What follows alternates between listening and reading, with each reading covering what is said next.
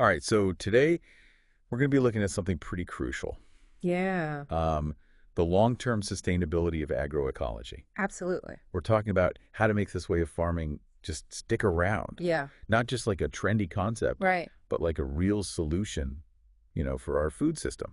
A viable solution. Yeah. Yeah. And I think what's often overlooked is it's not just about like the techniques on the farm. Right. It's about the systems we build around it, Hmm. the policies, the economics, the ethical You framework. hit the nail on the head. Yeah, And that's exactly what this handbook, Roots of Resilience, digs into. yeah, It's all about pathways to social sustainability in agroecology. it is. And it's less about, the specific farming practices and more about Right. creating the right condition, The foundation. for this kind of agriculture to thrive. Think of it like building a house. Okay. You need a solid foundation Yeah. for that structure to stand strong, right? Makes sense. Weather any storm. That's what we're exploring here. Gotcha. The foundation. Okay. So let's start with policies. Okay.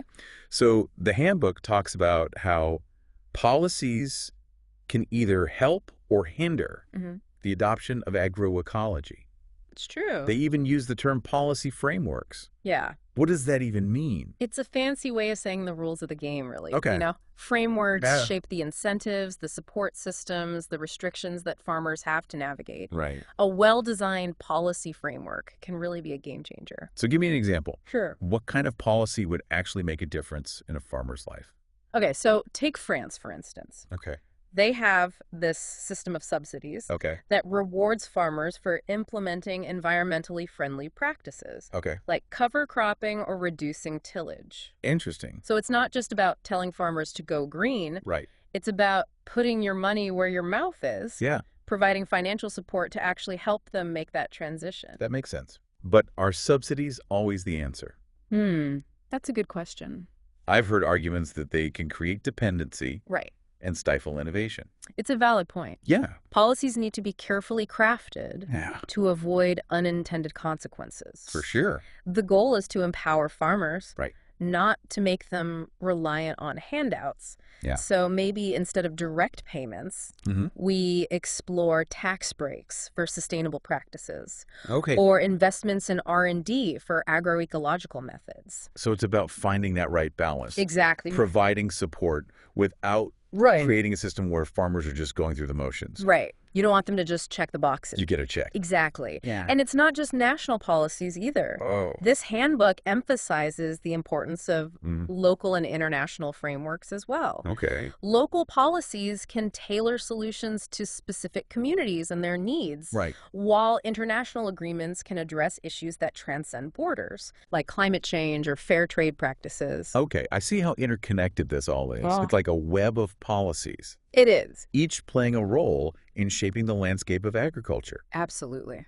But how do we actually get these policies in place? That's a good question. I imagine it's not easy to just change the system. You're right. Yeah. Policy change doesn't happen overnight. Wow. It requires a concerted effort Mm. from multiple stakeholders, Okay. farmers, researchers, policymakers, and even consumers like you. Wait me. Yeah. What can I do as a consumer More than you think. to influence agricultural policy? Your choices matter. Okay. By supporting businesses that align with your values, Mm. advocating for sustainable food systems, and even just talking to your elected officials about these issues, Right. you can amplify the voices calling for change. So it's about using our collective power Is. to push for policies Yes. that create a food system we can all be proud of. Absolutely. And that brings us to the economic side of things. Yes. Because let's be realistic, sustainable farming has to be economically viable It does. for it to be adopted on a larger scale. It has to make sense. Yeah. Financially.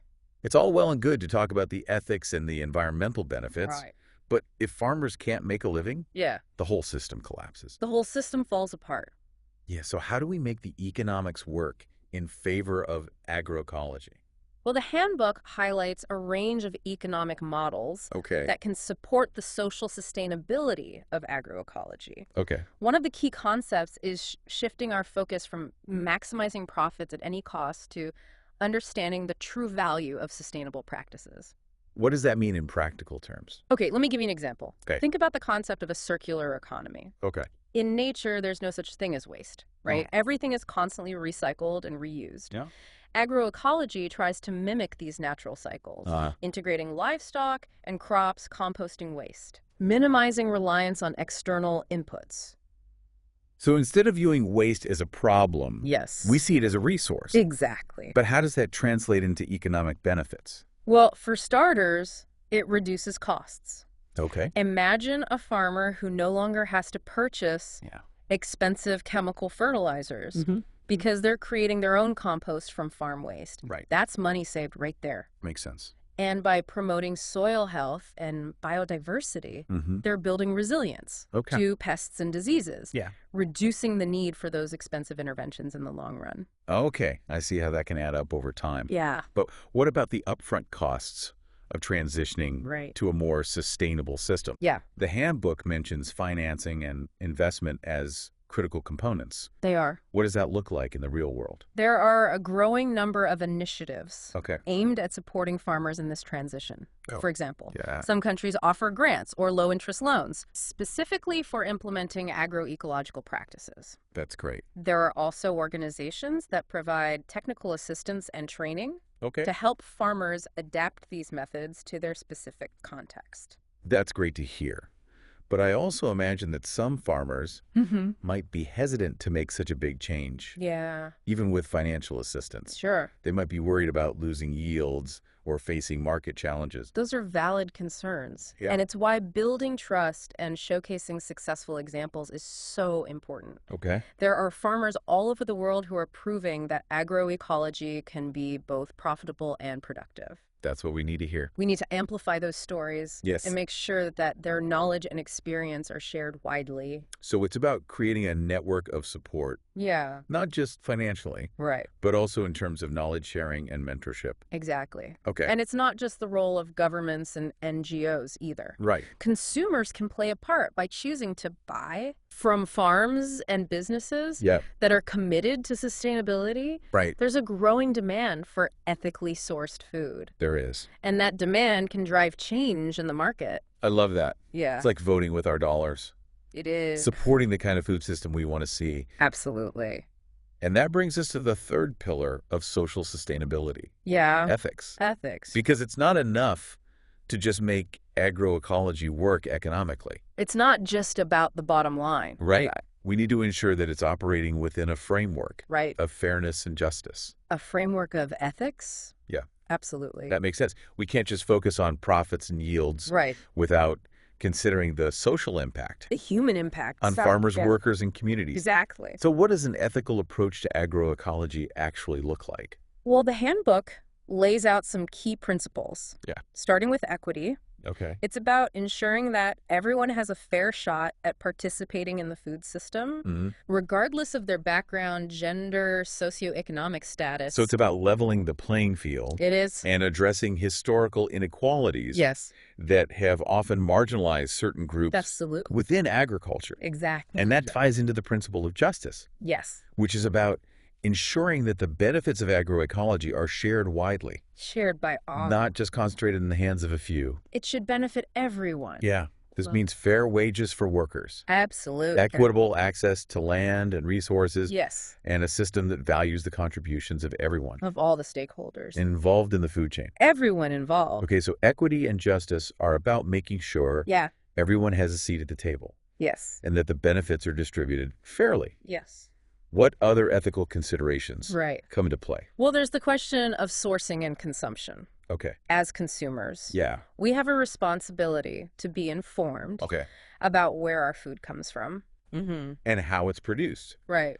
Are the farmers being treated fairly? Yeah. Are the workers receiving living wages? Uh-huh. Are the environmental impacts being considered? Right. These are important questions. These are all questions we should be asking. Yeah. Yeah. It's about moving beyond just price and convenience and recognizing the impact of our food choices Absolutely. on the lives of others and the health of the planet. It's all connected. And it's not always easy to make these choices. It's not. We live in a complex world. We do. With complicated supply chains. It's true. But the more we engage with these questions, yes, the more we can contribute to a food system that aligns with our values. Exactly. This conversation has really highlighted how interconnected everything is. Yeah. The policies, the economics, the ethics. All intertwined. It's not enough to just focus on one aspect. You can't just silo these things. We need to address them all. You gotta look at the whole picture. If we truly want to create a sustainable food system that works for everyone. That's the key. Yeah. It's got to work for everyone. And that's the goal. That's the goal. A food system that works for everyone. That's what we're striving for. This is fascinating stuff. It is. And I'm sure our listeners are eager to hear about how these ideas are being put into practice. I'm sure they are. In the real world. Yeah. Where are we headed next on our deep dive into agroecology? Well, next we're going to take a look at some real-world examples of how these principles are actually playing out on the ground. I'm excited to see this in action. I think you'll find it very interesting. Stay tuned. Welcome back to our deep dive into agroecology. So we've unpacked these big ideas about policies, economics, and ethics. Right. But how are they actually playing out in the real world? Yeah. Show me the receipts. I like that. Yeah. Show me the receipts. Yeah.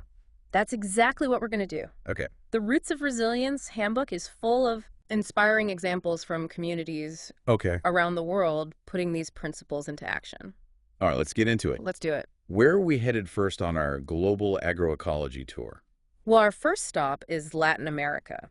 Where a movement called Campesino a Campesino. Campesino a Campesino. Meaning farmer to farmer. Farmer to farmer. Has been transforming rural communities for decades. That sounds like a grassroots approach.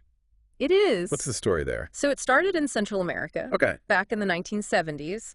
Farmers were facing a lot of challenges. Yeah. Poverty, soil degradation, lack of access to resources. Right, those are big problems. Yeah. They realized that the top-down solutions from experts and government agencies weren't really working for them.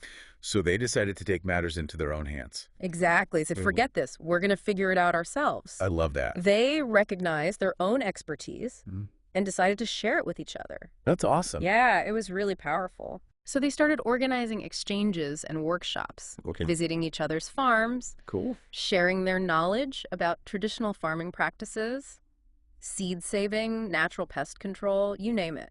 And I bet that direct experience was way more valuable than reading a textbook. Oh, absolutely. Or listening to a lecture. Learning from someone who's actually walking the walk, facing the same challenges you are, is incredibly powerful. For sure. And this movement has spread like wildfire across Latin America. Wow. It's not just about sharing techniques. It's about building solidarity, strengthening communities, and reclaiming control over their food systems. So they're not just changing farming practices. Nope. They're changing the whole social fabric of these communities. It's a whole system change. That's incredible. Yeah, it's really inspiring. But has it actually led to tangible improvements in their lives? The evidence is compelling. Farmers involved in Campesino have reported higher yields, increased income, improved soil health, and greater resilience to climate change. Wow. Plus, they fostered this sense of community and empowerment that goes far beyond the farm. That's a testament to the power of collective action and knowledge share. Absolutely. Okay, so we've seen how farmers in Latin America are taking charge. Right. Where are we off to next? Let's shift gears and head over to Africa, where the Tigray Project in Ethiopia offers another inspiring example. Tigray? Yeah. I remember reading about the challenges they've faced with drought and food insecurity. Right. It's a region that's been hit hard. Yeah. But they've been doing some amazing work. So how has agroecology played a role there? Well, the Tigray Project started in the early 1990s. And it was really born out of necessity. The region was struggling with severe land degradation, dwindling water resources, and this cycle of poverty. Yeah, tough situation. It was really tough. So the project aimed to address these issues head-on by empowering communities to restore their ecosystems. So it's about giving people the tools and knowledge to become stewards of their own land. Exactly. It's about recognizing that local communities are the best equipped to manage their own resources. Yeah, that's a really important point. It is. So the project focused on very practical solutions. Okay, like what? Things like building terraces to prevent soil erosion, planting trees to restore water tables, and creating these community-managed enclosures to rehabilitate degraded lands. So it's a very hands-on approach. Very hands-on. Yeah. And it wasn't just about the technical interventions either. It was about building social capital, encouraging collaboration, fostering a sense of ownership among the community. So it was a multi-pronged approach. It was. Tackling both the environmental and social dimensions of sustainability. Exactly, hitting it from all angles. But did it actually work? The results have been remarkable. Okay, tell me more. The Tigray project has successfully restored thousands of hectares of degraded land. Wow. Leading to increased agricultural productivity, improved food security, and enhanced biodiversity.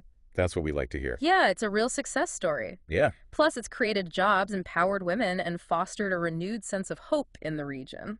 That's what I love about agroecology. Me too. It's not just about growing food. Right. It's about growing communities, growing resilience, growing hope. Beautifully said. I couldn't agree more. Okay, now let's hop continents again. All right. And explore some contrasting approaches to agroecology in India. Let's go to India. India, I'm all ears. Yeah. I know India has a long and complex relationship with agriculture. It does. What's going on there? Well, it's a country with this incredibly rich agricultural heritage, but also facing immense challenges like population growth, poverty, and climate change. It's a lot to juggle. Yeah, it's a lot. So within this context, two very distinct agroecological movements have emerged. Two different paths. Each offering a unique perspective on sustainability. Two sides of the same coin in a way.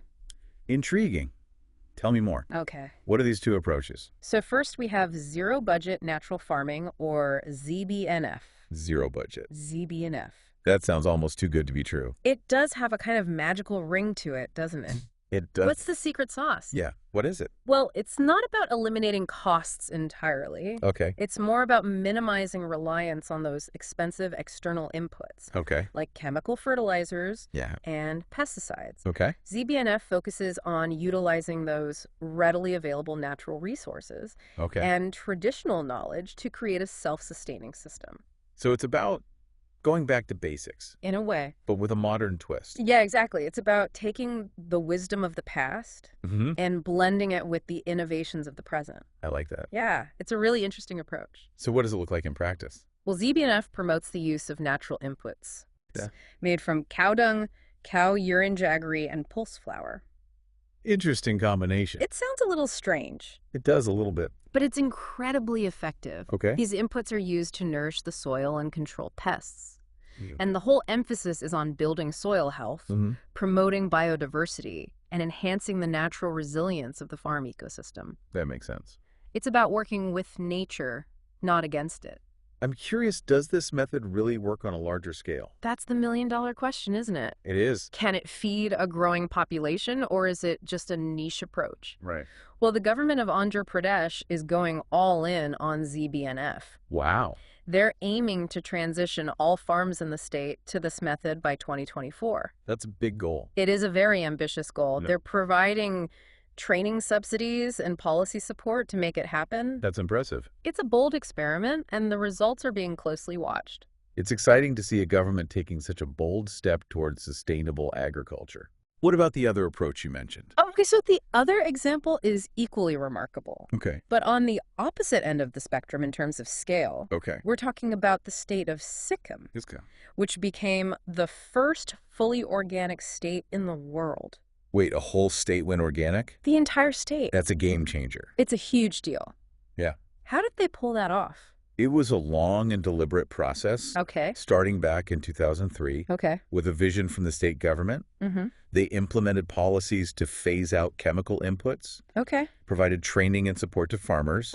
Created robust certification system. And even invested in marketing and promoting organic produce. So it was a multifaceted approach, tackling the policy, economic, and social dimensions of the transition? They really covered all the bases. Impressive. It was a collaborative effort involving the government, the farmers, researchers, and consumers. So it was a true team effort. It was. And it wasn't without its challenges. Of course not. Yeah. Farmers had to adapt their practices. Right. Yields fluctuated initially, and markets had to adjust.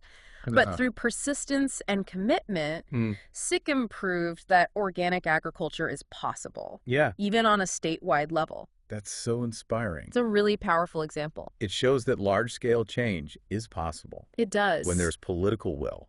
Absolutely. And a shared vision. You need both of those things. But what about the economic impact? Right. Is organic farming really viable for farmers? That's the crucial question. It is. And the answer in Sikkim's case seems to be yes. Okay. By creating a niche market for their organic produce. Okay. Farmers have been able to command premium prices, leading to increased incomes. That's good news. It is. Plus the environmental benefits like improved soil health and water quality. Exactly. Have those positive long-term economic implications. A win-win. So it's a win-win-win. A triple. Good for the environment, good for the farmers, good for the consumers. Everyone benefits. These stories from Latin America and India are truly remarkable. They are. They show the power of agroecology to transform communities. Absolutely. And create a more just and sustainable food system. That's the goal. But I'm curious, are these just isolated examples? That's a good question. Or is there a larger global movement building momentum around these ideas?